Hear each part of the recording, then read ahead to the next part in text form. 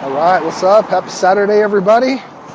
Beautiful day out here. It's a little bit windy, so apologize if it's blowing in my microphone here, but today I wanted to throw out some thoughts. I was talking with one of my good friends, and he was asking me some things about improving his health and some things that I have a little bit of knowledge in as being a personal trainer for a long time. So he was asking me about getting one of these box meal plans that gets shipped to you every month, and trying to have some more structure in meals and health in general. And so my advice to him, and this is something that really everybody can fit into some part of their life, is we lead crazy lives. So having structure and preparation is very important. Not waiting until the last minute when it's time to make a meal to be like, oh crap, it's 7 o'clock at night, what am I going to have for dinner? What am I feeding my kids, kind of thing. So being able to make these kinds of changes in your life is difficult because we're trying to do too much too fast most of the time. We need to understand, first of all, where the word change comes from. So this is creating a difference in whatever your personal norm is, the things that you do on a regular basis and you're comfortable with. Change is something that we do not like. We are creatures of habit. We get used to doing things the way we do them and when we do them and the frequency that we do them at. And so when it comes to altering that, our natural biology fights back, and it's tough to, take some of the things that we know we need to do for ourselves and implement them because we're resisting internally, all right? So we have this internal struggle, kind of mind over matter sort of thing of how do I make the changes that I know I need to make in my life? So the biggest thing is the rate of change has to be done over time in order to change what your normal is, because normal is basically a collection of your own personal habits. When you get up, you do the same things every day. When you eat, you do it the same way. When you talk to people, you do it the same way. When you, laugh, and when you drive, everything that you do, you have developed the way that you do that over time.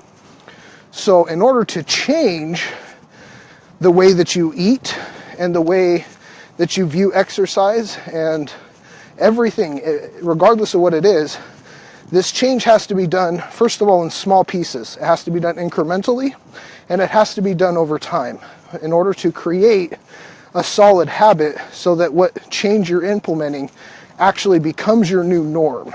It becomes the thing that you're comfortable doing.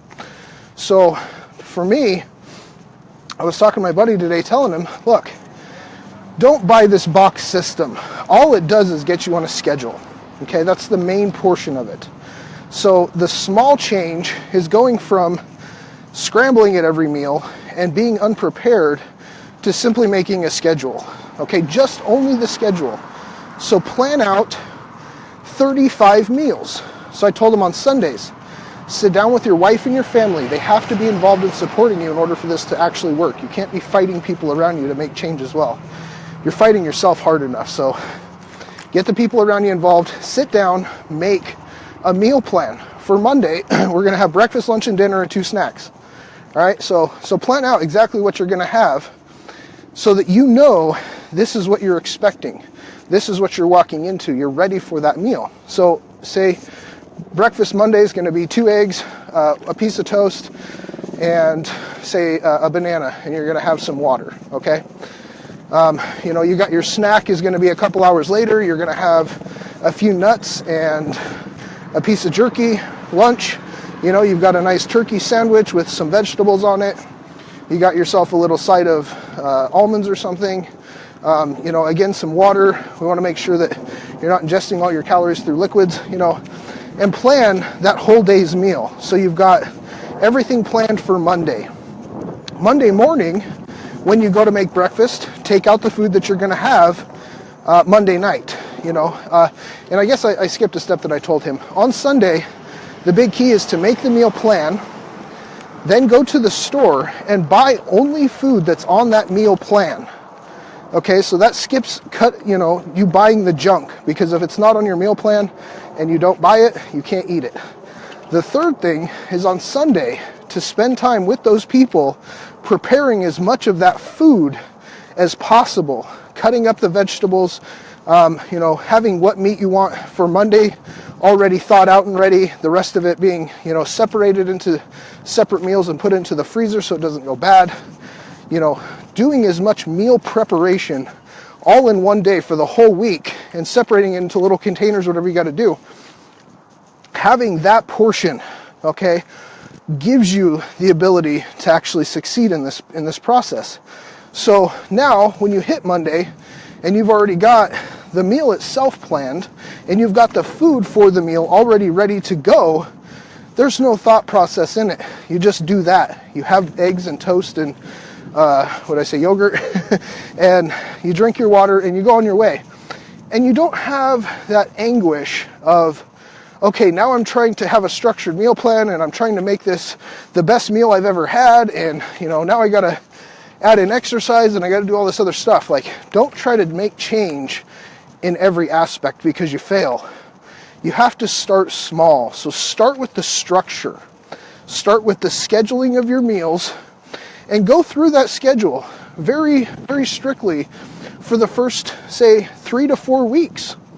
Okay, and this is on purpose because it takes 21 to 28 days, depending on who you are, to create what we call a habit. But in my version, this is changing your norm, changing the things that you're comfortable with and you do on a regular basis. Okay, so once you have made that first incremental step of moving from chaotic, unscheduled, unprepared meal times to a structure and a timing and a schedule, that's one step. Now you can start implementing things. Like I said, after 3 or 4 weeks of doing the schedule consistently, you can start looking at different aspects of the meal itself.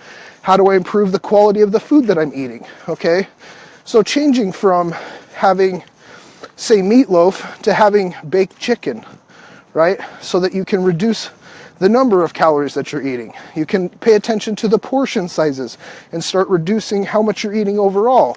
You can start changing up and adjusting the calorie balances of your fats, proteins, and carbs so you get a better ratio. You can start making some of these smaller incremental changes over the next 3 to 4 to 5, 6, 7, 8 weeks, because this is things that are going to eventually allow this to have an impact on your health.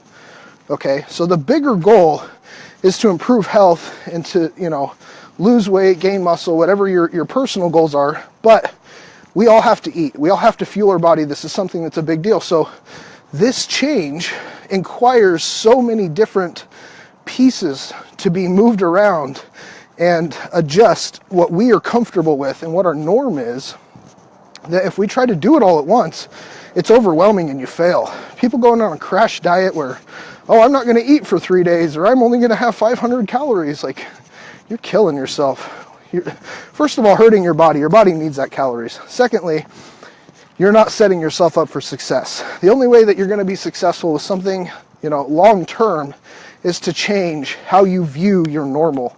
What are you doing on that regular basis, and are comfortable with, that you can continue doing to the point where you no longer think about the schedule. After 4, 5, 6 months of having that structured meal plan and, spending Sundays sitting down with your family and writing things out and going to the store and buying the food and coming home and preparing it all together, not only is that awesome quality time, but secondly, you get used to that routine and you no longer think about the structure. Now you can simply put energy and focus into the quality of meals and the sizes and, the calorie ratios, that sort of thing. So making those changes incrementally changes your daily focus.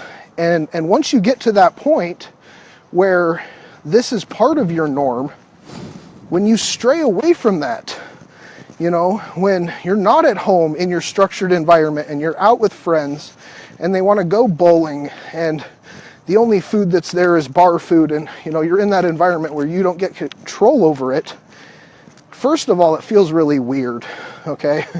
And that's okay. But secondly, you're going to be more aware of what you're eating during that time, because it's not part of your meal plan. It's not part of what you've been doing. You feel uncomfortable eating, fried chicken strips and French fries because you haven't been doing that for a long time. And so you've changed your personal mindset where, 4, 5, 6 months ago, before you made this small change that turned into a bigger change, you would have gone down to the bowling alley, sat down, ate a whole basket of fries, polished it off with a beer, maybe have a little dessert afterwards, whatever, and you've just taken in 2,000 calories without even thinking about it, okay?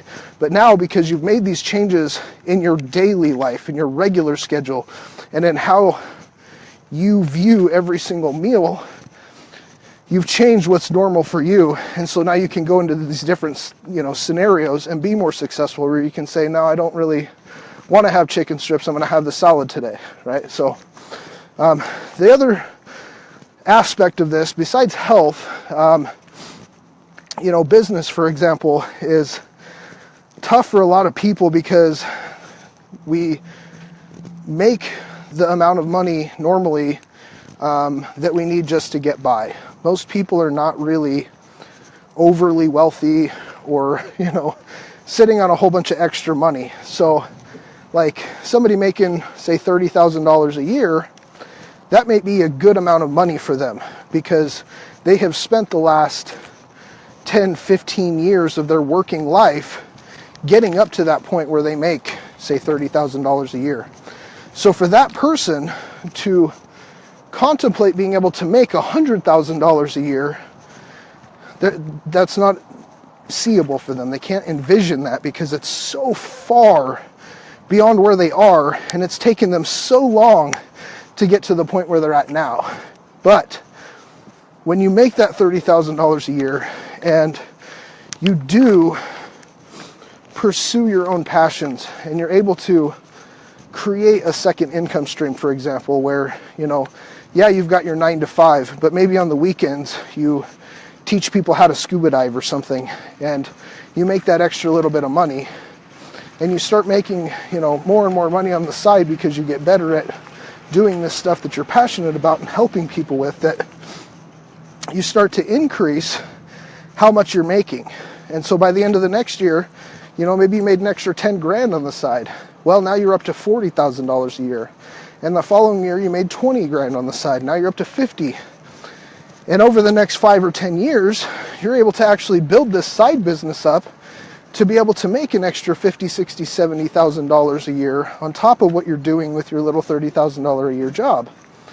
Now, when you get to this point and you're making $100,000, even though it's only taken you 5 years to do versus the 15 or whatever it took you to get to 30,000, you can see a different viewpoint on finances. First of all, the number that I've heard over and over is about $70,000 a year is what it takes for the average person to change their viewpoint on life and money, because at that point they have enough to cover all their bills and live the type of lifestyle that they want. So this is just kind of an average.